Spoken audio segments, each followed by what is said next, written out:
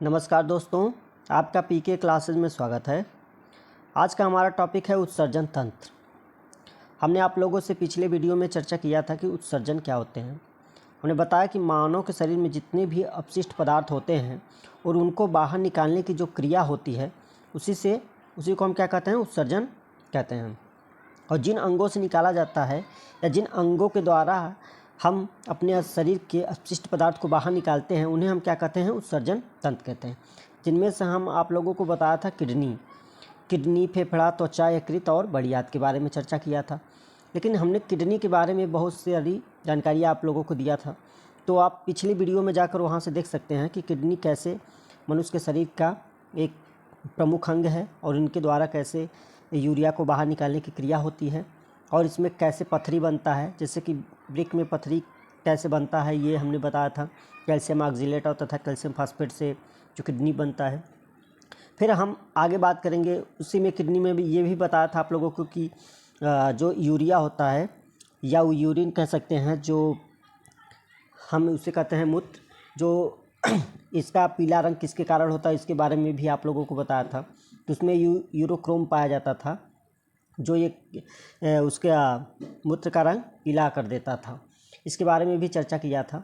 और इसमें हमने ये भी बताया था किडनी में कि डायलिसिस प्रक्रिया होती है जो ये क्या करता है, रक्त का शुद्धिकरण करता है।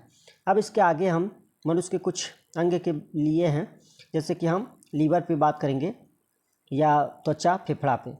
तो सबसे पहले लीवर की बात करेंगे। आइए चलते हैं आगे।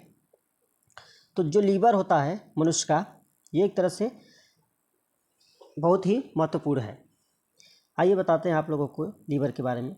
तो यकृत विशेष एंजाइमों की सहायता से, देखिए इसमें क्या करता है कि अमोनिया को यूरिया में बदलने का कार्य करता है। यकृत जो होता है क्या करता है, अमोनिया को यूरिया में बदलने का कार्य करता है। इसके कारण क्या होगा कि जो यूरिया होता है वो अमोनिया की अपेक्षा कम जहरीली होती है। इसीलिए ये क्या करता है, लीवर एक विशेष अंग है मानव का, और ये अमोनिया को किस में बदल रहा है, यूरिया में। जो कि अमोनिया के प्रति कम हानिकारक कौन होगा, यूरिया। आइए आगे देख लेते हैं। अब देखिए कह रहा है कि यकृत में मृतक आरबीसी का मतलब है, इसका फुल फॉर्म है रेड ब्लड कार्पुसेल्स, जो हीमोग्लोबिन के टूटने के कारण ये पित्त का मतलब ये था पित्त वर्णक में बदल जाएगा। ये यकृत जो है आरबीसी के हीमोग्लोबिन के टूटने के कारण ये किस में बदल जाएगा, पित्त वर्णक में बदल जाएगा। आगे देख लेते हैं। वर्णक में बदल जाता है और ये क्या करता है कि आगे पहुंचकर और फिर इससे बाहर निकाल देता है। किडनी से ये क्या करेगा, शरीर से बाहर निकाल देगा। तो जो उसमें यूरिया बनेगा, जो लीवर क्या करता है कि अमोनिया को किस में चेंज कर रहा है, यूरिया में, और यूरिया को बाद में वो कहाँ निकालेगा, शरीर से बाहर निकालेगा। ठीक है, आगे चलते हैं। अब अगला देख लेते हैं तंत्र, उत्सर्जन तंत्र में स्किन ले लेते हैं।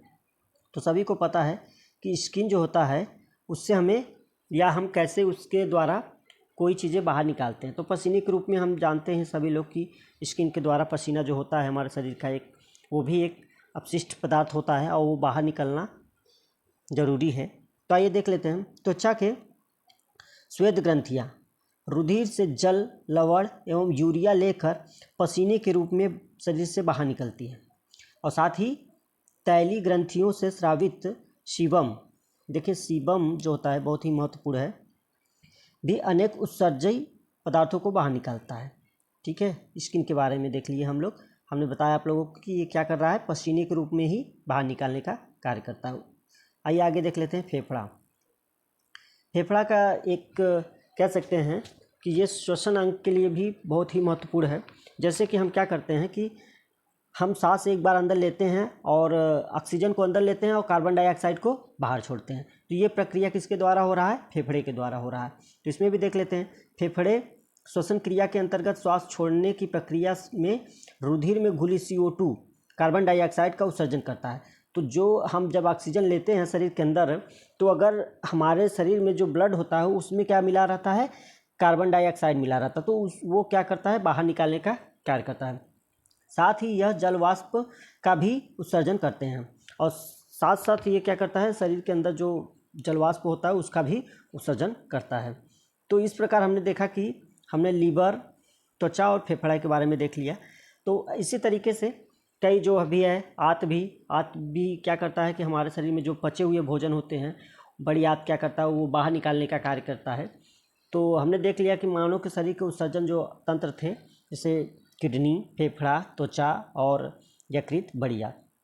तो मानव शरीर में ये जो 4-5 प्रकार के अंग होते हैं, ये एक उत्सर्जन तंत्र कहलाते हैं।